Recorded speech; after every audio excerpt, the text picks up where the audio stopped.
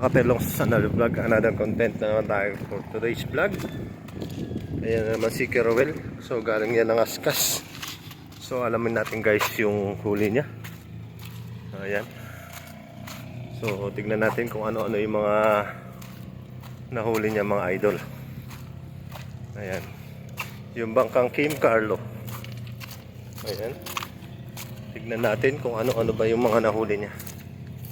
Ayan, sana maraming nahuli. Ayan. Ayan yung bangkang Kim Carlo. Ayan. So solo niya lang lumaot mga idol. Ayan, so itataas muna namin yung bangka. Ayan. Ayan, tutulong muna tayo. Mga kadalos na naitaas na namin yung bangka. Ayan. So tignan natin yung huli. Kalibo ah. Ano, may malaki? Kalibo? Ayan. Kalibo?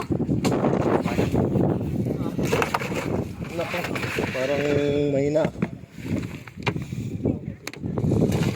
Ay yun mga idol. Ayan, tamang ano lang. Ang ulam lang.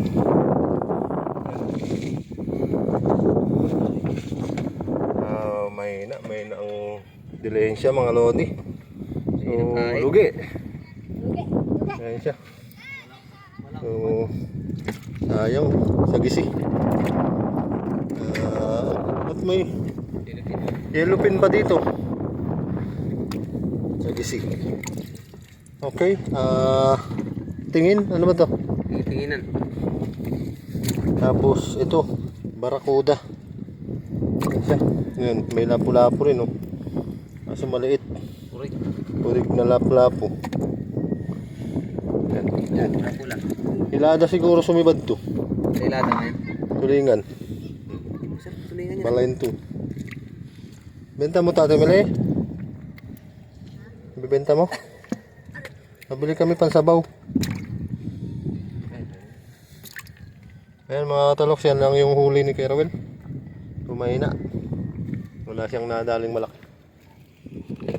Ayan. So lugi. Bukas pa yung habagat. Ayan. So mga idol, sa susunod na lang ulit ng ating mga video about sa mga isda na ating tinitingnan. Ayan. So hanggang dito na lang ito mga lodi. Ayan. So hanggang dito na lang ito. Bye bye.